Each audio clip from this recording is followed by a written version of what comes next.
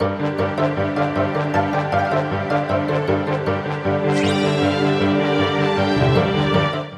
what's going on guys, it's Cynical and welcome back to another episode of Sea Salt Snippets. It's been some time since we last did an episode on Sea Salt Snippets, but finally for you guys today, we have a few interesting topics to talk about, so let's just dive straight into it. So first off for today, Famitsu recently published a sort of questionnaire resolution type thing, asking a bunch of different video game developers and people who are involved in the video game industry, mainly over in Japan, what their kind of thoughts and resolutions are for 2018. One of these people who got interviewed was actually Shinji Hashimoto, which you guys should know he is a pretty high up person when it comes to Square Enix. He acts as the brand manager for the Kingdom Hearts series, and generally when it comes to presenting any sort of information or news at specific events, it's usually always done by Shinji Hashimoto. Now thanks to KH13's translations, we actually have in English right here Shinji Hashimoto's thoughts and resolutions for the year of 2018, so shout out to KH13. Now in his statement, he doesn't really talk about anything too particularly interesting or really anything too specific. But one thing that I thought I would talk about is this final statement he makes here.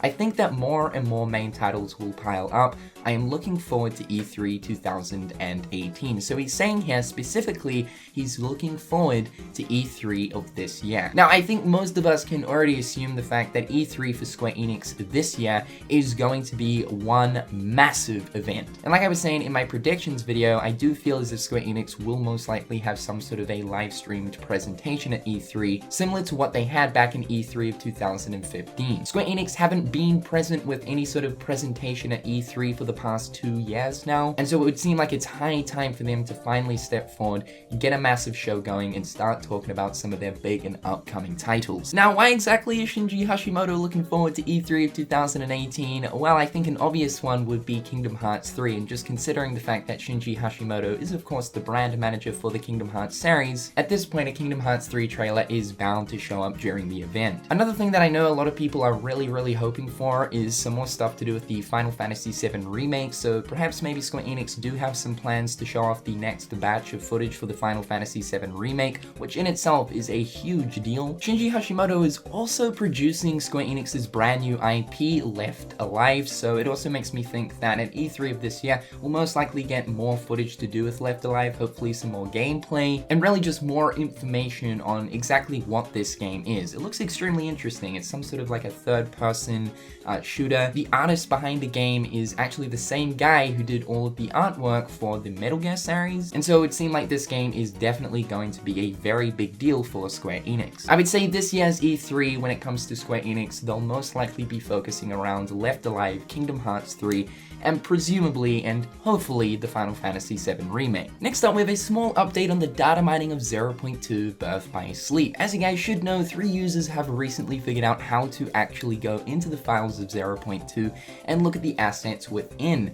Now, previously, people thought that this was impossible due to the encryption behind PlayStation 4 games, but somehow the 13th Vessel, Zanimo, and Key to Truth have actually made this into a possibility. Now, I've made a total of 3 videos talking about the different findings that these guys have come across, and we have a further update when looking towards the Mysterious Daybreak Town folder that has actually been found within the game's files. Just to catch you guys up to speed, I uploaded a video talking about this about 2 to 3 days ago, and the 13th Vessel came across the Lushu and box models within a folder in the MPC folder titled DB, which we can assume stands for Daybreak. Now, in my video talking about this, I was mentioning how Square Enix might have at one point actually thought, alright, we might have a destroyed, darkness-filled Daybreak Town as part of the Dark World in 0.2. The setting ultimately makes sense, and due to the fact that Daybreak Town has fallen to darkness, or from what we have seen so far throughout the lore of Kingdom Hearts Key, we can probably assume that Daybreak Town is somewhere within the depths of the realm of darkness. Obviously, if that is the case, this is completely disregarding the whole theory behind the Land of Departure being somewhat of Daybreak Town. However, we do have an update on this exact situation, so this update was actually given to KH13, as they've recently been talking to the 13th vessel, and this is what's been said about it. We had another chance to speak to the 13th vessel about the NPC folders and the textures with no models found in them.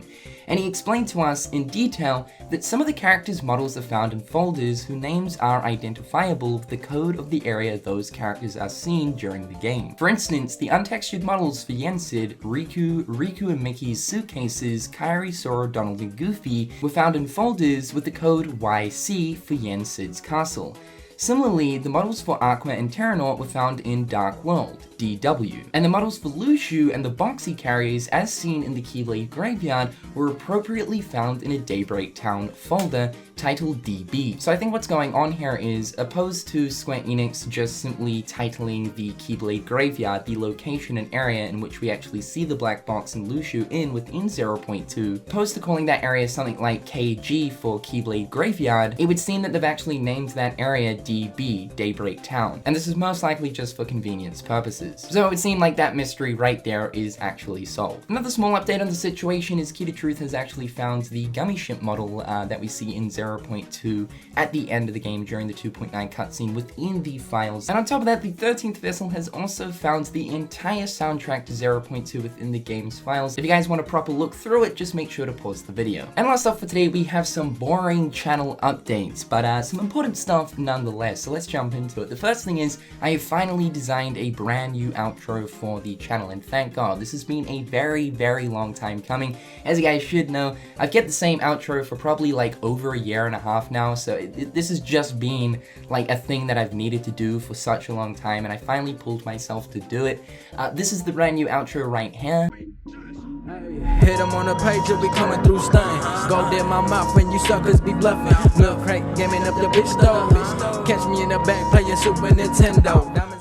So hopefully you guys like that. That is going to be the brand new outro throughout 2018, and as you guys should know, we also updated the intro not too long ago as well. So we're finally in the swing of the whole rebranding for the channel. I've also been doing some stuff over on Twitch as well. For the first time since I made my Twitch account, I finally decided to update my Twitch panels, so those are all looking really clean and fresh now. And speaking of streaming, streams have been on the down low for a little bit. I have been hard at work trying to push my work out to get it scheduled over this kind of New Year's and Christmas break. Of course, I am actually back now, which means streaming is going to be starting back up this week, which is super exciting. The other thing I also want to announce during this is I'm going to be doing a 24-hour live stream finally on the 19th of January this month, which will mean it'll be the 18th of January for you guys over in the States. As you guys know, the last time and only time I've ever attempted to do a 24-hour live stream was at the end of 2016, and unfortunately we did get interrupted due to a drop of a brand new Kingdom Hearts 2.8 trailer. And so I'm hoping that this time we can successfully complete a 24-hour live stream, and that hopefully